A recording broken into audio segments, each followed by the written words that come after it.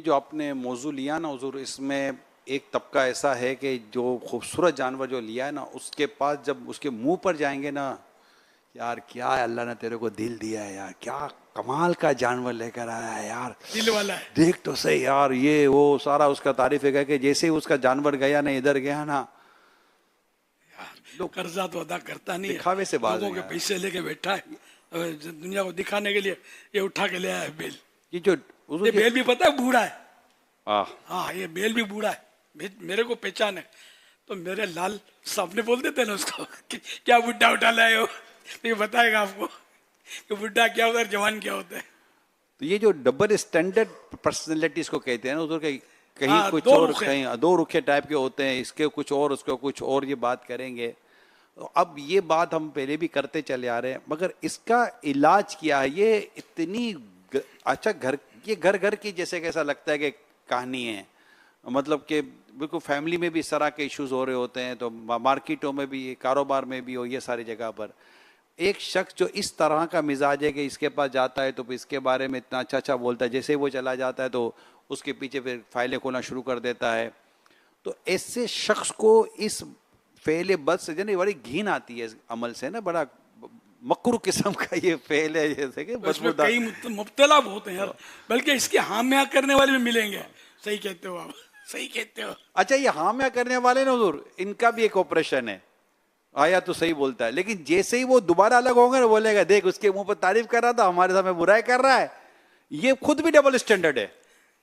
ایسا ہے double standard کی چین بنی ہوئی ہے، پورا ایک قسط وار یہ پروگرام چل رہا ہوتا ہے. تو آخر یہ عادت جس میں بھی ہے، اگر وہ سن رہا ہے، دیکھ رہا ہے، اللہ پاک حفاظت کرے، تو خود کو اگر یہ بندہ دیکھتا ہے تو اپنے آپ کو بچائے کیسے، یہ نکلے کیسے اس آفت اور اس مصیبت سے.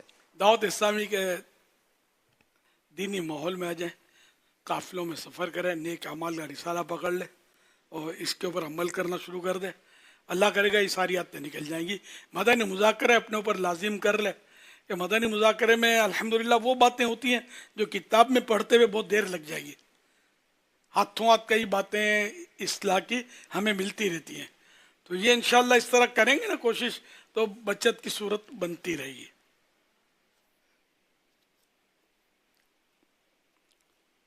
صلو علی الحبیب صلی اللہ علیہ محمد. امیر اہل سنت، میرا سوال یہ ہے کہ اگر کسی نے صرف واہ واہ کے لیے قربانیاں کی ہوں اور اب اس کو اس بات کا احساس ہوا ہو، تو آپ اس کے بارے میں کیا فرماتے ہیں؟ اس کا کیا حکم ہوگا؟ آج تو ٹاپک یہی چل رہی ہے، چھانٹ چھانٹ کے سوالات. اگر واقعی کسی نے واہ واہ کے لیے قربانی کی، توبہ کرے. اور کیا، ایسا نہیں کرنا چاہیے تھا اس کو. لیکن ہم نہیں کہہ سکتے کسی نے واہ واہ کے لیے کری ہے قربانی.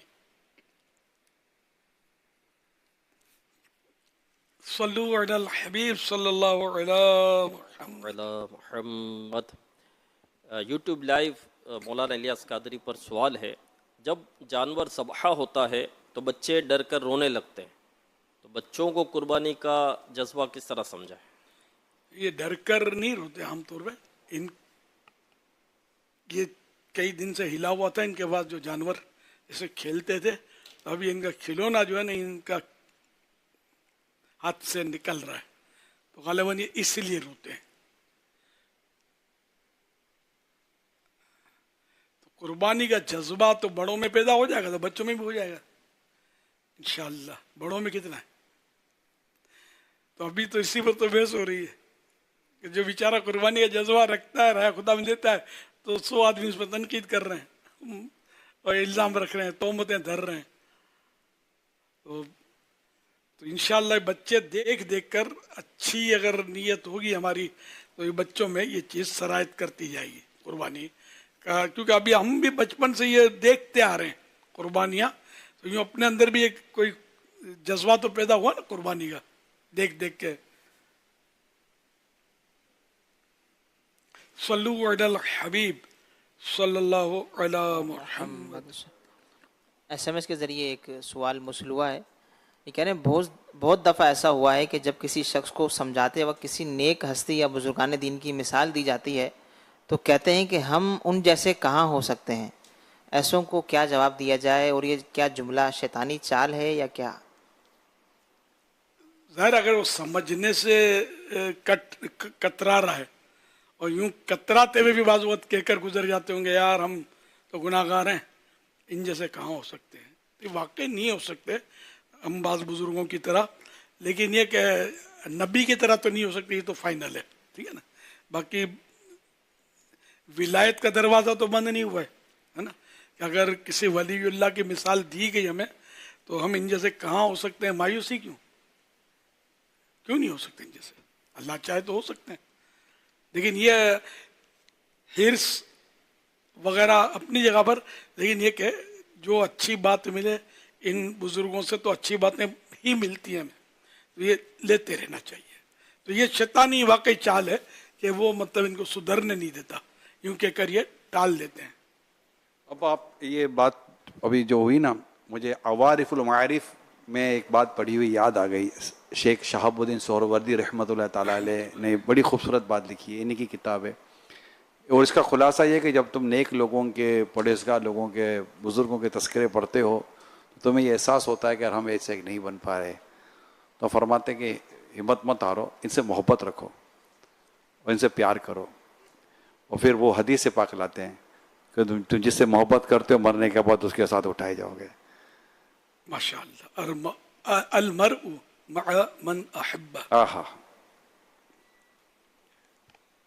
یعنی جو جس سے محبت رکھے گا اس کے ساتھ قیامت کے دن اٹھے گا.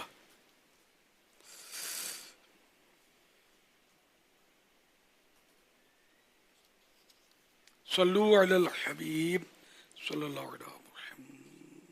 جامعۃ المدینہ لادیاں سے شعبان امیر اہل سنت سے عرض کر رہا ہوں، قربانی عید قریب آ رہی ہے، اپنے ناراض رشتہ داروں کو قربانی عید میں کس طرح شامل کریں؟